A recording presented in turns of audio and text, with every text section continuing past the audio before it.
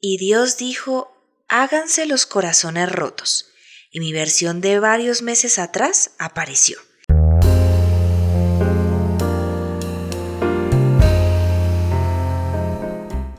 Pero bueno, en realidad ni siquiera creo que Dios tenga algo que ver con la experiencia de amar y terminar una relación.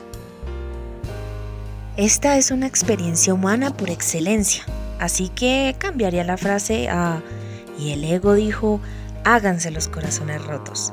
Y sí que funcionó. Para engañar al ego, la magia reside en un truco muy gracioso.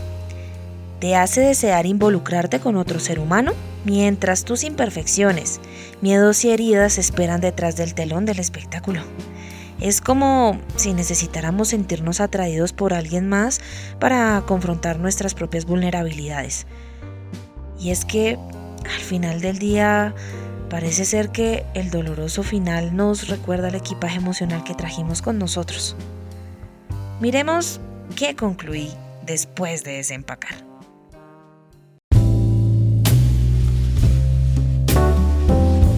Primero, que miramos la vulnerabilidad desde la comodidad de nuestros prejuicios y miedos, para así no tener que sentirla. Segundo, que no solemos analizar de quién aprendimos a gestionar las dificultades. Tercero, que las expectativas son la manera que tenemos de inventar en el otro un rol que nos haga feliz y así sea más fácil aceptar sus acciones.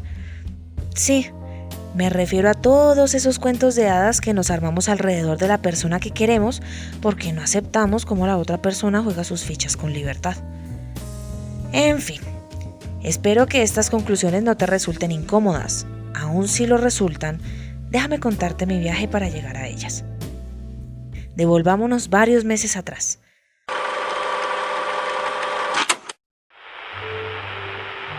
Una Natalia inocente se sienta al frente de su ser querido y se despide.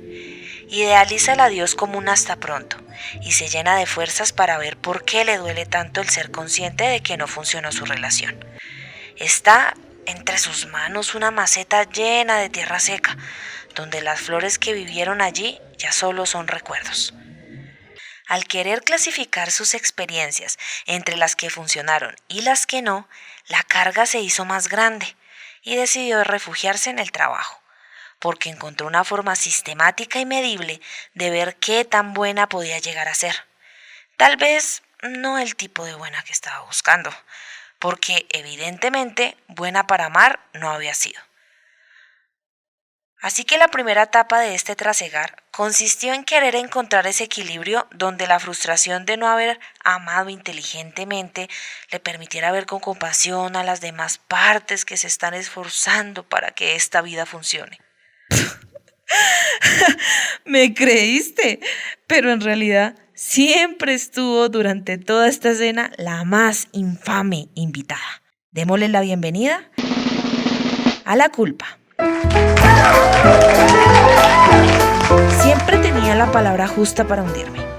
Siempre tuvo la mano firme para tumbarme.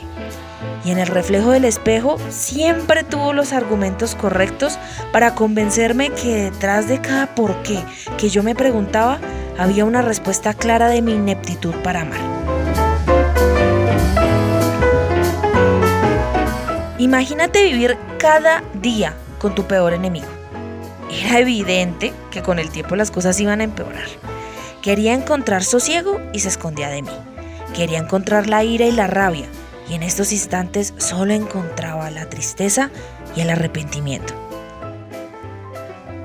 Cada día era un misterio. ¿Qué emoción aparecería al pasar el día? No te voy a mentir. En esos tiempos, Natalia no era precisamente una buena compañía. Ni siquiera para sí misma. En este proceso pasaron los meses, y en lo que voy a suponer es un acto de amabilidad del consumismo de Natalia del pasado, llegó un correo de unas millas que se iban a vencer, e inmediatamente sonó como una grandiosa idea.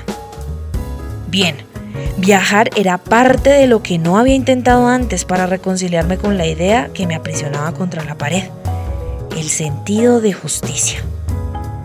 Aparentemente cada día se consigna una determinación para poder juzgar qué hubiese sido lo mejor, quién lo hizo mal, quién lo había hecho bien. Sin darme cuenta, me había subido al estrado para sentenciar a la realidad. Qué cómodo fue, porque empecé a tener paz en el momento que según yo había encontrado la verdad. Y me encanta cómo en este viaje la verdad se deshizo como un algodón de azúcar.